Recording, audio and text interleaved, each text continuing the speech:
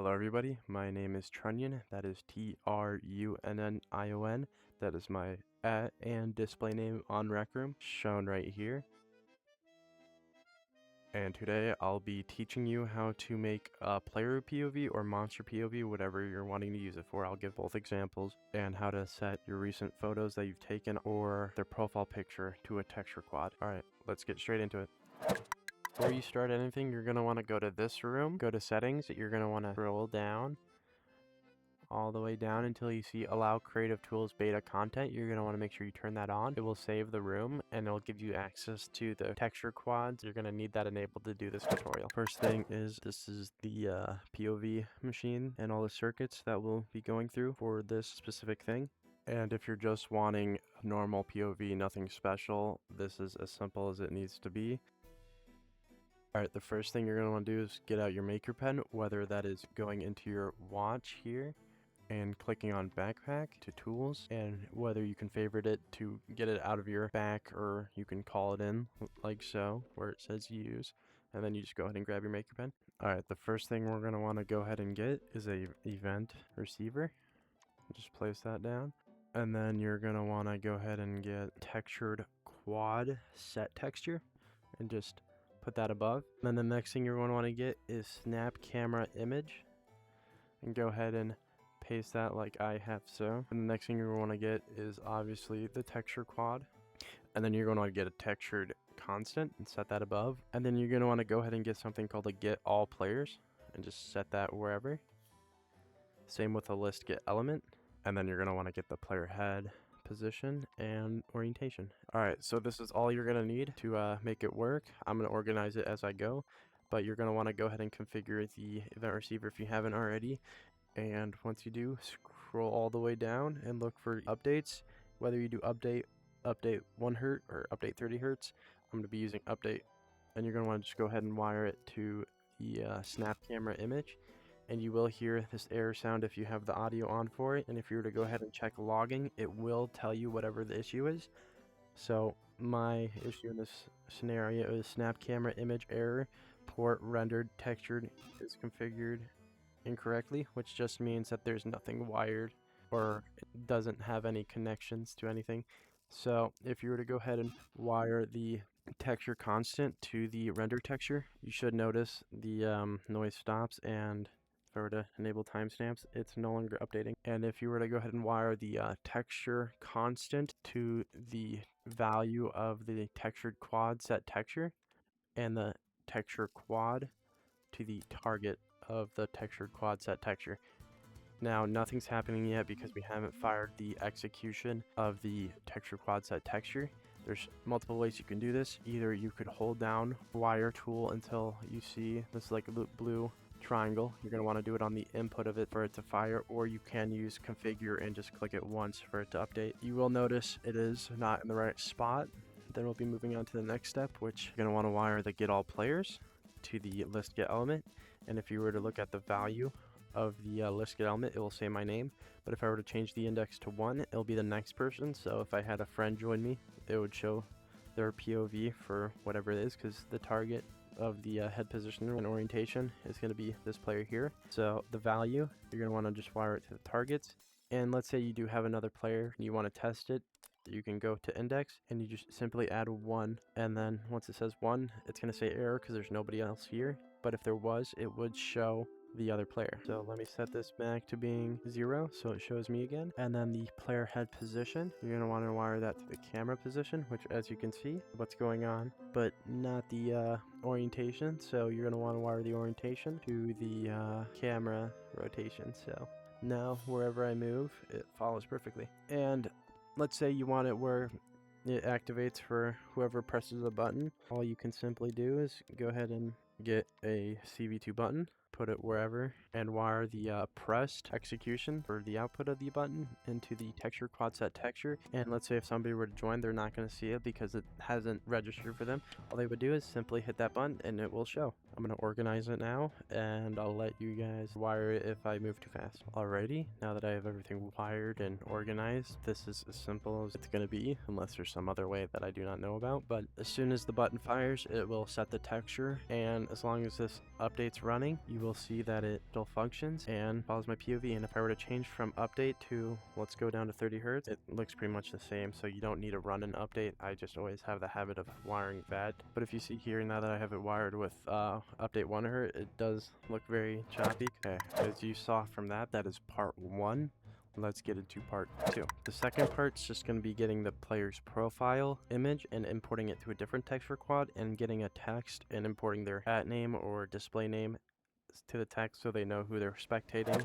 Alright, so you're going to want to go ahead and get player get profile image, put that wherever. Then you're going to type in download, and you're going to want to look for download recnet image to texture and import that in like so. Then you're going to want to wire the input of the player get profile image to the output of the list get element, because that's the target player of whoever you're spectating. Then you're going to want to wire the output of the player get profile image to the recnet image, and the target texture is something we'll get here in a second. Before we continue on, we're going to go ahead and copy this texture quad and just have it above like so, and move it right here. You're going to want to copy the textured quad set texture and move it like that, and then the texture quad of the top bit, not the bottom one, the top, you're going to want to wire it to the texture quad target, because that one's supposed to be the target of this. And you're going to want to go ahead and copy the textured or the texture constant and wire it to the target texture of the download recnet image to texture, and the texture quad set texture. And that's all you need for those. Then you're going to want to wire the on downloaded from the download recnet image to texture to the textured quad set texture. And then if you were to fire it the same way, whether you use it through a button or whatnot, you will see it updates to my profile image. After you get this, we're going to move on to step 3. You're going to want to go ahead and get a hex, set it wherever you like. I'm going to set it above. And right now I'm going to wire the set text input to the output of the textured quad set texture to where the button's pressed. Now you're going to want to get a 2-string, put it wherever you like. Then you're going to want to wire the output of the lift get element, because that's the target player, to the input of the 2-string, and then the output of the 2-string to the set text.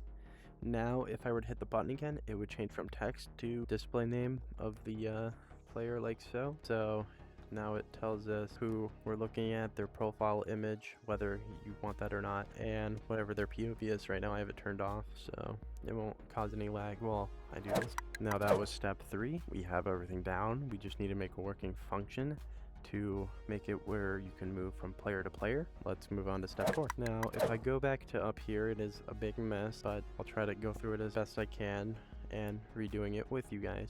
So the first thing we're going to want to do, now I'll be removing the button and getting a interaction volume, V2. You're going to want to go ahead and make 2, one on each side, so we can make this function. I'm going to have the left one above and the right one on the bottom. First thing we're going to be doing is getting an if chip. We're going to be using quite a bit of these, running it through both interaction volumes, so 2 different ifs for both interaction volumes like so. So the on use or hold complete, what we're making right now is basically a cooldown, so they can't just keep spamming it when they switch a player. So next we're going to want to do is get a delay. Once we have both delays like so, you're going to want to wire the else of both of the if chip to the run of the delay. Whatever number you're going to want to do for the cooldown, you just want to put in both delays. So I'll go ahead and do 3 seconds for both. Then you're going to want to get something called the sequence for both pieces. You're going to want to wire the run of both delays to the sequences. And you're going to want to get something called a bool variable. Wire the after delay to the same bool variable. Once you do that, you're going to want to configure. It'd be best to name your bool variables so you know what they are. I'm going to call mine player spectate cooldown, as you see here, and make sure you hit submit. So you should see it change. You're going to want to make sure you have synced on, because if other people use it, the cooldown system won't work if it's not on sync. And then you're going to want to copy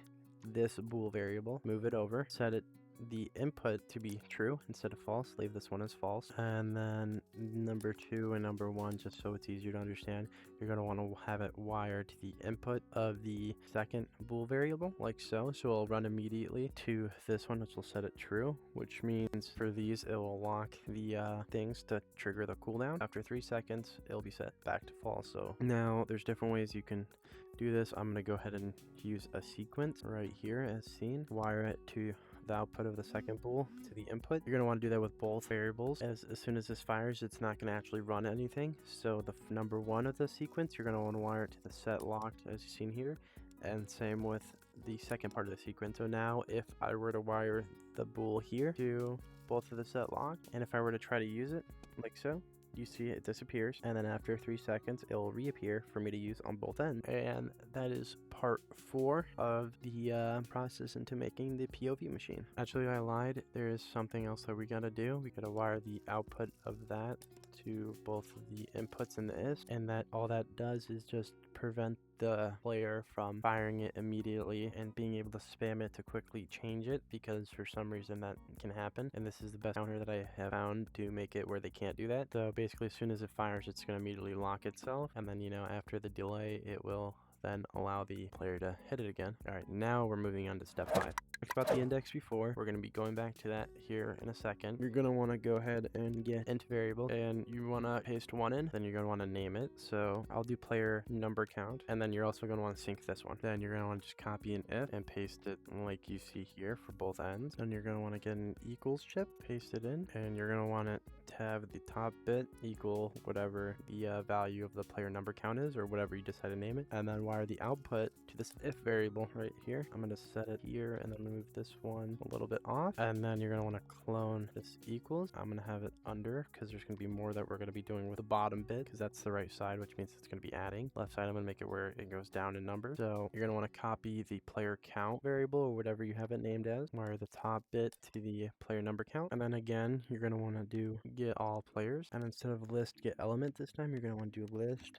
get count. This is the way I found to make work, but there's probably other ways to do this. You're going to want to then get a subtract chip, because if we were to look here before we wire anything, it will say list get count 1. That's getting all the players, so technically this is number 1, and we're going to be using this for the list get element, and there is no player 1. I'm technically player 0 in the integer, so we're going to want to wire that to the subtract and subtract it by 1, and then it'll show me, because I'm player 0, and wire that. So if that equals the same number, which it does because we haven't done anything else, wire it to the input of the if condition. And as I talked about before, you're going to want to get an add for down here, paste it above like that, and either you can clone this subtract or spawn it in, put it above that one, and the output of the add goes into the input of the number count variable, or whatever you have it called, and then the output of the player number count variable, you're going to want to wire it to the top add, and you're going to want to make the add value 1. And same thing up here, you're going to make it 1 because it's subtracting. Once you have this, you're going to wire the else to both the player count, and then going down here to what we did before, I'm going to go ahead and grab these 3 chips and move them up. I'm going to organize it so it's easier to understand. I'm going to unwire the download RecNet image to texture. You're going to want to wire the player number count to the input of the download RecNet image to texture. And then if we were to go ahead and try to click, you will notice it won't entirely do anything because I'm the only player in here, and I set the limit so it can't go past that. I'm gonna go ahead and organize this, and then this will be the rest of step 5, and then we'll move on to step 6. Okay, now that I have everything organized, everything's still wired the same. As you can see here, all I did was just move it so you can easily understand it, and now I'm gonna give you a second to look at it. Now we're done with that, we're going to go ahead and move on to part 6. So we're getting closer to being done. We're on the home stretch. I know this is a long video. Now, because we don't have this wired anything, I'm going to go ahead and move it a little bit out of the way, because this is the POV texture quad, and we don't want it constantly running because it doesn't need to be. So what you can do is either you could get an event receiver, or you can just copy the one that you have here and move it like so. You're going to want to configure it, scroll all the way down, and look for room loaded and set it to be that for the event receiver, and wire the execution output to the input of the texture quad set texture. Something else I like to do to make sure stuff works is clone the player spectate cooldown, move it over here. Same with the player number count, or whatever you have it called. Set it to be false, which already is, and make sure this number set to 0 and wire it like that, so when the room loads, there shouldn't be any issues where if you were messing with it and you save, it will go ahead and set it back to being how it should. Something else to make it look nicer is I would run the output of all that to the input of this, so it actually updates, so you can actually see whatever they're looking at in their name to the output of the whole event receiver where it loads in, the input of the download RecNet image to texture, so when you load in, you can actually see it properly, not just the player's POV. And if I were to move this back up, everything should work in the sense that it will run with the way everything's wired. It will update and change, but the only issue is if somebody leaves, then it won't show that current player. It'll stay stuck on their screen, so whoever you're spectating, if they were to like crash or leave the game, it'll be frozen on them. This way it just moves it off of their profile so they can't potentially break it. There's a few things we got to do, because if they are player 0, we don't want it where it subtracts it, or else it's going to put it to -1 and break it. So we're going to run through a check first. So we're going to want to go ahead and grab an equals, and for the list get count, the output of that, wire it to the equals of this one that we have here, and make it where if it equals 1, then it'll be true, which in this scenario it is, so it's just me. Now down here I'm going to copy another event receiver. You're just going to type in player. You're going to want to scroll all the way down, and you're going to want to look for player left. Once you have that, I'm going to go ahead and copy a delay, or you could spawn it in. I'm going to go ahead and move it. You're going to want to wire the output to the run, and I'm going to change the delay to be 1. I do this just to make sure it runs properly, because every time I don't have it, for some reason it doesn't want to function. But the after delay, I'm going to go ahead and wire that to the download recnet image to texture. So after the player leaves, after a second, once it runs through everything else that's about to run through, it will go ahead and set the image properly. Then you're going to want to get an if chip, where it's going to run through the if chip. The condition of the if chip is going to be the equals we made earlier, like so. If they're player 0, we're going to just make sure it does a counter so it doesn't subtract if they're player 0, and if they're player 0, then it adds instead. Same with it being the max player. So let's go ahead and set this up. We're going to want to get 2 equals chip. Once we have those two, you're going to want to go ahead and copy the list get element that's pasted here. Then you're going to get this get list element and copy it and create another one, and wire it to the get all players to make sure it's still set to index 0, and wire it to the equals. Then the other part of the equals is going to be wired to the event receiver player left. So if the player leaves and they're 0, that's what we're going to use to run through it. So we're going to create 2 more if, like so. Now the first thing we're going to want to do is the else is going to wire to the bottom one, and the if is going to run to the top. So if there is more than 1 player, which is what that count does, then that means we're going to have to make sure we check. So the player left here, so I'm going to go ahead and angle these so it's easier to read, like so. Everything should be wired how you see it. Then this equals is going to be wired to either or the player number count, and if it equals 0, then it's true. We'll leave that alone, like so. And we're going to go top down, so if it's true, then we're going to download recnet image texture, because all that means is it's going to check if we are the only person. If true, then we're going to check to see what the player number count is, and if it's 0, then it's just going to leave it alone. But now we're going to have to do something else for the bottom else, and then for the bottom if, the then else are going to be something different. The bottom else is going to be wired to the subtract, like so. So that's everything that we're going to need for that if. And then this then down here is going to be wired to the add, and the else is going to be wired to the subtract. And that's almost everything wired that we'll need. This is a shorter version than what you originally saw, because I did try to be as polished as I can about the thing. The last thing we are missing is technically it never updates to a different player. So you're going to want to get the player number count of the output of the integer and wire it to the one that gets the target of everything. So that would be this get all players, where it gets the profile image, the head position, rotation, all that stuff, the username. We're going to want to make sure that's wired so it changes the player properly. And that should be everything wired. Give me 1 second as I get somebody else on to make sure this works properly. All right, now that I got my good friend Dex here, we're going to find out if it works properly. So I'm going to go ahead and hit the right arrow, because that's the one that add, and boom, shows his username, his profile picture, and his POV. And if I were to hit it back, it goes back to me with my username. So, and I'll show you the last bit of circuits, and that is all for what this is. All right, here's the circuits. Alrighty guys, this is all we're gonna need for the recnet image to texture quad. You're gonna need, whether you use a button, interaction volume, trigger handle, it's really whatever. You're gonna need a recnet image variable, a texture quad, a texture constant, download recnet image to texture, textured quad set texture, and depending on whatever the image is, a textured quad set aspect ratio. So if I were to configure recnet image variable, if I were to scroll down, you'll see set home value.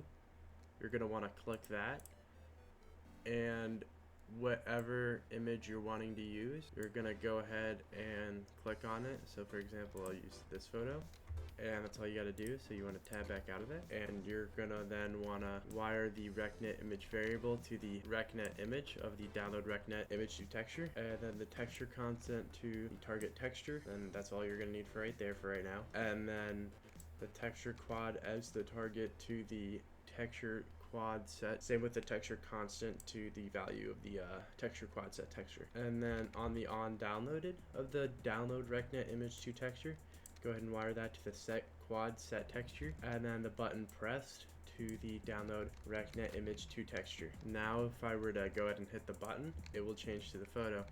And it might look really squished depending on what the photo is. So if that is the case, all you're gonna have to do is wire the texture quad set aspect ratio, wire the texture quad to the target of the texture quad set aspect ratio, and if I were to hit the button, you will notice it's really thin, but it is there. And if I were to go ahead and set it to if I were to go ahead and set it to 1 and hit the button again, it'll change back to normal. And I would recommend going up little increments and figuring out what size you would want the aspect ratio to be, so you could see it how you want to see it. But this could be used for outlining. That is all. Alright, this is a little bit of a cut-in for this part, but as I talked about with the index on how if I were to change it to 1, it'll show somebody else. This is kind of how it works. You literally change it to 1, and if somebody else is here, it will show their point of view, because that's what I have their target being. Now, if we were to unwire the rest of this now, so it's gonna just go back to being plain, but if you were wanting to do like a monster point of view, the circuits you're gonna want to get is a get position. You're gonna want to get a vector component and put that there, and go ahead and wire the get position to the vector component, and then the output of the get position to the camera position, and then no matter where this is, you shall see. All right, once you have that wired, you're going to want to get a get rotation, wire the vector component to the get rotation, and then the get rotation to camera rotation, and wherever this looks. So if you want to have your own camera, you could do that, or if you want to attach it to a monster, you can use a clamp, and wherever it looks, you can make it where it turns, and whatever AI you end up using. So yeah, that is all that I have for this tutorial. Again, here's my if you need to add me on Rec Room, and I will be putting in my Discord, so if you need to add me on there and get in contact, please do. More than happy to help, and if there's any other ideas or anything else you need, please let me know.